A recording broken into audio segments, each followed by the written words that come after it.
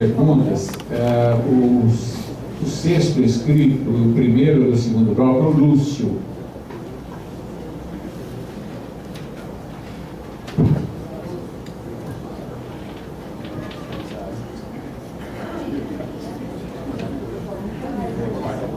Você não estava presente aqui. No começo nós combinamos de ter 10 inscrições, 2 blocos de 5, e o ponto passou a compreensão, né? Porque tem outros temas aí, né? Terça, quinta, sexta, tá? E também a Érica aqui está lembrando, você pode usar a Felipe, que também você vai considerar, viu? Vai analisar. Boa noite, meu nome é Lúcio, eu moro ali no Jardim Monte Cristo. E a minha pergunta é exatamente aonde foi apresentado o mapa que citou a questão da região central e as regiões onde tem influência de âmbito estadual, que é a margem da rodovia Santos Dumont, sentido aeroporto. Desde 2006, a gente ali naquela região já passava por dificuldade em razão de muitos acidentes, problemas que nós tínhamos ali com relação à questão da rodovia Santos Dumont. Já na época nós dizíamos da dificuldade do trânsito. Hoje nós temos aí um caos, né? Do horário das 6h30 até as 8h30 da manhã, é uma situação caótica para chegar no centro. Então, estamos dizendo que eu faço parte dessa comissão de moradores da marca rodovia Santos Dumont, que fizemos o abaixo-assinado e estamos de pleno acordo à questão das marginais da rodovia Santos Dumont. O que ocorre é que nós passamos pela Secretaria de Infraestrutura, em junho do ano passado, com a Secretaria do PUPO, tirando informação de como estava a situação das marginais. Ele colocou que nós tínhamos pouca informação com relação a essa situação, que nós tínhamos que procurar o secretário Barreiro. Nós procuramos o secretário Barreiro e tivemos uma reunião com ele no mês de outubro de 2015. Aí ele disse o seguinte, que ele participava de uma comissão onde estava várias pessoas do âmbito estadual, como Rodovia dos Colinos, governador do estado, Secretaria do Transporte do estado, e que nós teríamos que encaminhar um documento por escrito para que eles pudessem dar retorno sobre o documento escrito. Então estou oficializando que nós temos, o senhor disse isso para nós, com toda a clareza absoluta. Posso ter outros representantes para depois, numa audiência pública, falar se foi isso ou não foi isso. Nós temos 2 protocolos feitos à INDEC com todas as reivindicações. Por quê? Porque nós temos problema do fluxo, conforme muda com relação à marginal, nós temos o fluxo tudo dentro do bairro. Porque vai tudo para a direita, depois volta tudo pela esquerda do outro lado. Então o fluxo, para nós chegar dentro do nosso bairro, entra tudo pelo dentro do nosso bairro. Nós temos o PA São José, que é uma unidade básica de urgência e emergência. Então o que nós solicitamos? Nós solicitamos que haveria de ter um acesso direto para garantir não só o acesso ao pronto-socorro, mas também o acesso ao bairro, que seria Jardim das Bandeiras e São José. Pois bem, tudo isso foi encaminhado e não se tem resposta.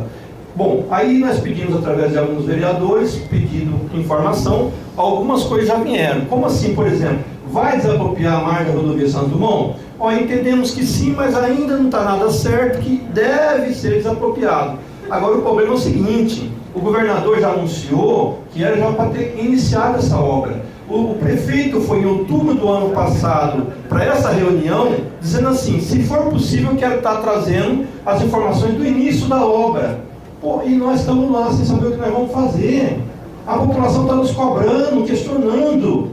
Então, eu estou aqui dizendo, a audiência pública é necessário. Nós estamos pedindo os documentos nossos, não só para o secretário de transporte, mas secretário a nível estadual, pedindo audiência pública para que a gente possa discutir o nosso problema. E essa infraestrutura não se abre. Dia 30 de novembro de 2015, nós protocolamos o documento na Câmara Municipal com a comissão do sistema viário e urbana. Todo mundo sabe que existe essa comissão lá. Pedindo o quê? Audiência pública. 30 de novembro do ano passado. Nós não tivemos resposta. Nós não tivemos resposta até hoje. E dizem que vai discutir as coisas verdadeiramente democráticas. A gente não vê essa democracia de forma alguma.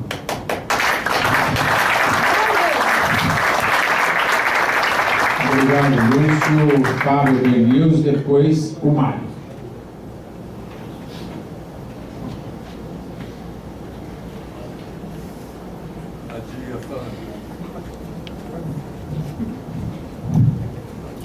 Boa noite a todos, meu nome é Fábio Pernils, atualmente a gente está exercendo a presidência do CNDU.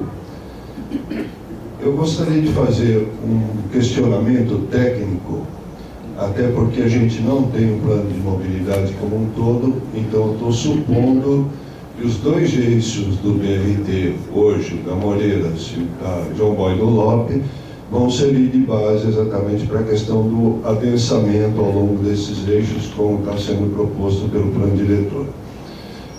Ocorre que, se a gente fizer uma análise do zoneamento atual, a gente vai perceber que a maioria do zoneamento que a gente tem ao longo desses dois eixos falados é exatamente Zona 11 e Zona 12, em alguns trechos.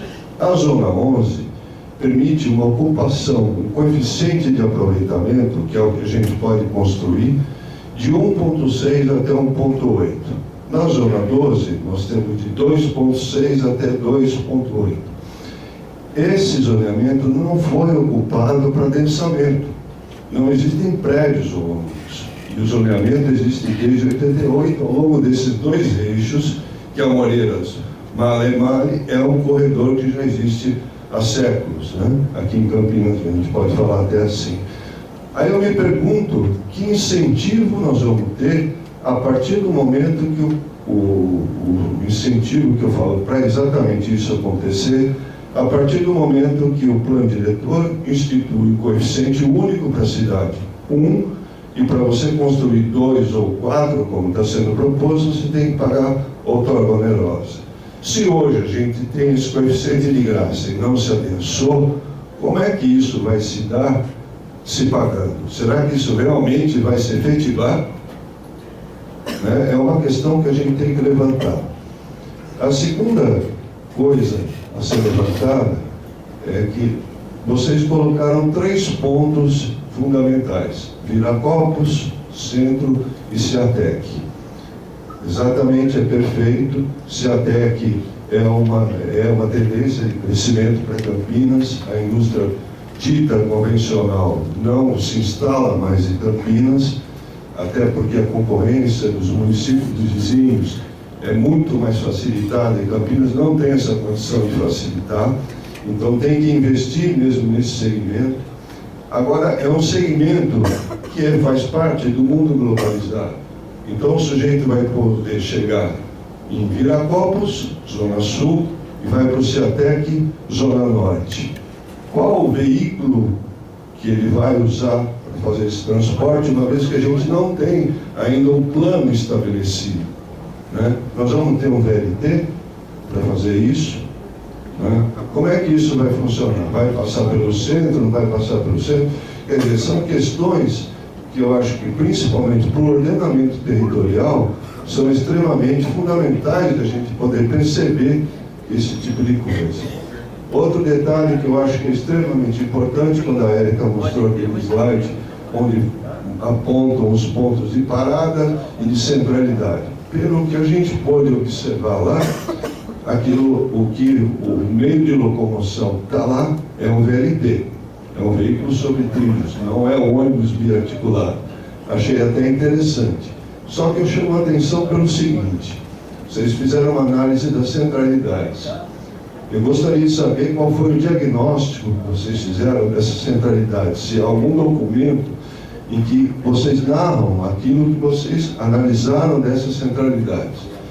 Segundo, tem um ponto: nem todos esses pontos de parada vão se transformar em centralidades. A característica de centralidade é uma coisa muito diferente, até mesmo inerente à questão do transporte coletivo, até público, no caso. Por exemplo, tem uma centralidade em Campinas que ela surgiu por 2 empreendimentos privados, né? E hoje ela funciona assim. Coincidentemente, havia uma passagem de ônibus que aumentou, inclusive, essa situação exatamente em função disso. Então, esse diagnóstico e esse conceito de centralidade, eu também acho que tem que ficar muito claro, né? Porque cidade compacta e um adensamento ao longo de um eixo extremamente esticado são duas coisas que precisamos saber como é que vocês estão combinando isso, que são conceitos diferentes. Cidade compacta é o menor deslocamento possível. Eu não preciso ir, eu tenho tudo ao redor. Então, como é que eu vou precisar me deslocar num eventual momento? Lógico que vou. E aí, como que eu vou? Né? Nessa perspectiva futura. Então, são coisas assim que a gente está levantando. Outra situação, a Leozina levantou muito bem, que é exatamente a questão do Estatuto da Cidade, que propicia o consórcio entre prefeituras. Como é que a Prefeitura de Campinas vai trabalhar com os municípios vizinhos? Né? Porque tem algumas coisas que são extremamente fundamentais, inclusive no plano de mobilidade, né? Que a gente pode conectar. Por exemplo, a gente tem um corredor noroeste de ônibus, podia ter sido feito pela Paulista, que passa no centro de Sumaré, passa no centro de Hortolândia e chega no centro de Campinas, né? E não foi utilizado o leito férreo. Então são coisas assim que a gente gostaria de ter mais apontamentos para a gente poder aprofundar alguma questão. Obrigado. Obrigado, Fábio. O próximo é o Mário, depois o Cecílio.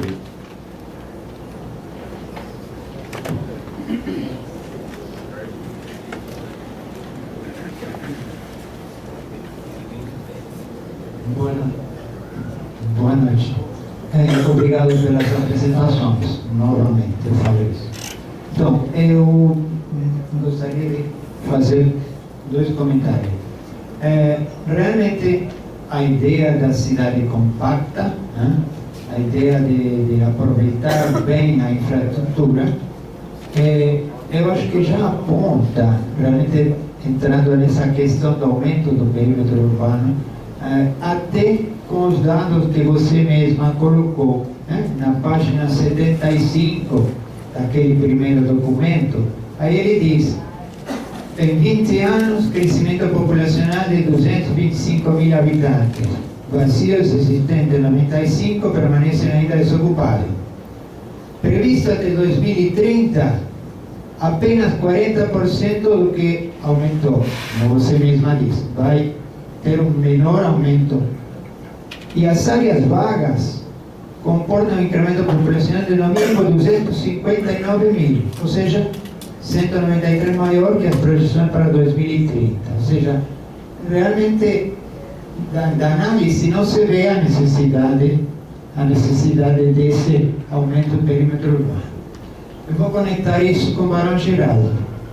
Barão Geraldo, a população foi chamada 2 vezes o ano passado para discutir. A primeira foi em julho do ano passado, uma reunião de 150 pessoas, e é interessante que na página 18 do documento, que foi muito bom, aquele documento de síntese do diagnóstico comunitário. Essa página fala assim: na região norte e leste, além dos apontamentos quanto à necessidade de melhoria dos equipamentos públicos, ocorreu uma discussão sobre a alteração do perímetro urbano, tanto sua manutenção como sua ampliação. O maior número de solicitações foi pela manutenção do traçado atual. Em Barão Geraldo, as falas defenderam a não verticalização, não ampliação do perímetro urbano e garantia de preservação das áreas verdes. E a mesma coisa, sendo que a maioria opinou pela manutenção devido à existência de áreas vazias verdes. Aí, nós tivemos a segunda reunião, que foi em novembro, mas foi por conta da luz. E a proposta que veio da FUPAM era contrária a esse diagnóstico que tinha sido levantado. Aí a gente ficou muito surpresa o que tinha acontecido. Inclusive aquela reunião foi bastante tumultuada, como aconteceu depois em outros lugares. Então, aí eu vou conectar também com a questão do CIATEC, que é um dos 3 polos. Nessa apresentação aparece aí, no próprio CIATEC, uma região, aqui não dá para ver, mas é um vermelho que vai desde a Dom Pedro, vai subindo, sai do shopping Dom Pedro e vai em diagonal por dentro da CETEC para dentro. Esse vermelho significa coeficiente de aproveitamento máximo alto. Então, é aquele vermelho que está aí, aquela diagonal. Então, a gente não sabe muito bem de onde que vem isso daí. Por quê? O CONDEMA já tinha pedido em 2014, pediu novamente em 2016, em janeiro, qual era o plano de desenvolvimento da CETEC. Está todo documentado, tem um protocolo, com discursos e tudo mais. Não veio a resposta, quer dizer, em abril veio uma resposta pífia, uma resposta que não explica nada. O CONDEMA está pedindo novamente qual é o plano da CETEC. Nós não sabemos. O pessoal de Barão Geraldo não sabe qual é o plano da CETEC. Então, é uma questão estratégica para a cidade. Mário, eu vou concluir. Não, tudo bem. Eu vou concluir com o seguinte. A minha pergunta, então, agora é a próxima. Quando é que eu vou ter oportunidade de discutir o que vai acontecer em Barão Geraldo? Digo eu, como todos os outros moradores, todos os outros cidadãos pagantes de impostos, pagantes do IPTU, pagantes do dinheiro público, que está pagando o salário dos servidores públicos, inclusive do servidor público, senhor prefeito. Então, eu quero saber quando, porque nós temos esse calendário, mas eu quero me confrontar, porque o plano diretor é um pacto que nós fazemos na cidade, é um pacto entre os diferentes setores, os comerciantes, os ciclistas, os pedestres, os automobilistas, os esportistas, os cientistas, todo mundo. Então, eu quero discutir esse pacto, porque de onde que aparecem pedidos protocolados para ampliar o perímetro urbano? Tudo bem, cada um tem o seu direito, mas acontece assim: um cidadão X protocola um pedido, aí a prefeitura faz de juiz, dando ou não dando, mas não ouve a outra parte. Ouvir a outra parte é fazer essa reunião, é discutir cara a cara. Eu falar com a pessoa que quer ampliar e eu dizer que não, ou eu querer ampliar e ele me dizer que não, e discutir as razões. Não jogar a coisa lá e alguém vai decidir, não sei em função do quê. Essa é a questão. É um pacto. Então, o que eu gostaria de saber é, fora essas reuniões, quando as regiões de Campinas, não só Barão Geraldo, as outras que tiveram as oficinas, vão poder dar palpite sobre o lugar onde eles moram. Só.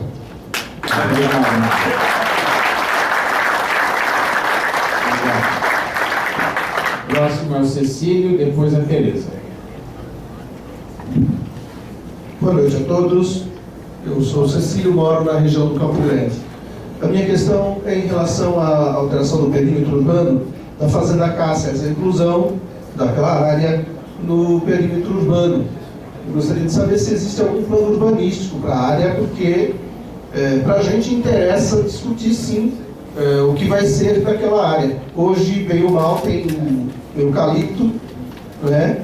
E ali nós temos já uma discussão antiga com os moradores, que seja uma área para a indústria, porque nós só temos o eixo da Urbano Lope para nos deslocarmos e vir trabalhar aqui no centro e outras regiões. E aquela é uma área que tem potencial sim para a indústria, porque ela é cortada pelo gasoduto, ela margeia a Bandeirantes, está próximo da Anel Computadores, ali tem uma conexão com a Hortolândia, então tem potencial para a indústria e a gente gostaria muito de discutir isso dentro do plano urbanístico, né? Por fim, mais duas questões. Uma em relação às áreas, 17 áreas de planejamento. É previsto algum instrumento de participação onde possa haver essas discussões ao longo dos anos seguintes, porque não basta planejar e ter as diretrizes, é preciso acompanhar. Nós temos o Concidade, mas ligado ao Concidade é possível ter, ou está previsto que se tenha esses instrumentos, né, de controle social e acompanhamento. Eu queria propor, dado que o calendário provavelmente não será alterado, que se constitua, secretários, né, Érica, uma comissão mista, onde haja a participação de cidadãos comuns, mais os técnicos, né, mais as secretarias, e aí se possa continuar essa discussão e chegar a um plano de lei, um projeto de lei, onde tenha assim esse pacto, onde tenha assim contemplado minimamente, né, todas as demandas possíveis de toda a cidade. Ok? Muito obrigado. Muito obrigado, Cecília. Tereza. Oi, Tereza, eu sou do Movimento Resgate Cambuí. A comissão mista está pedida desde que começou esse assunto, se eu me lembro bem, né? E nunca a gente foi ouvido, Cecília. Então não é agora que vai mudar alguma coisa, a questão de 2 meses, entendeu? Então, assim, faz sei lá quantos anos a gente está pedindo isso. Vamos lá. O secretário Barreira, ele falou, se ele falou que ainda não tem nada pronto, como é que isso vai entrar no plano, quando e como?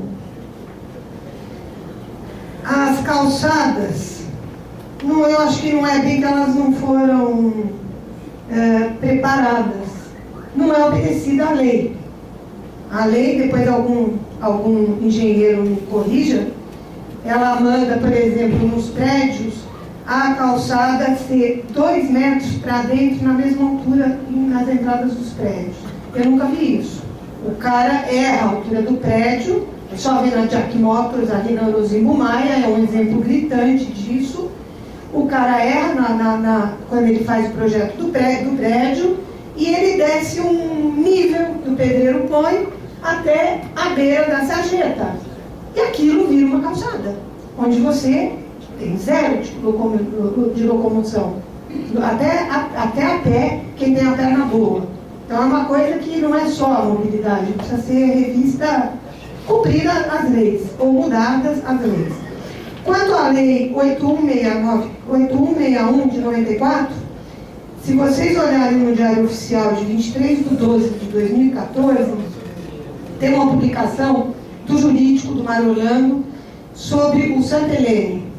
E ele fala, esse dispositivo é norma de transição e aplica-se aos imóveis que, quando da promulgação da Lei 8161/94, foram cingidos entre rural e urbano, ou seja, deu resolução para a questão gerada pela própria legislação.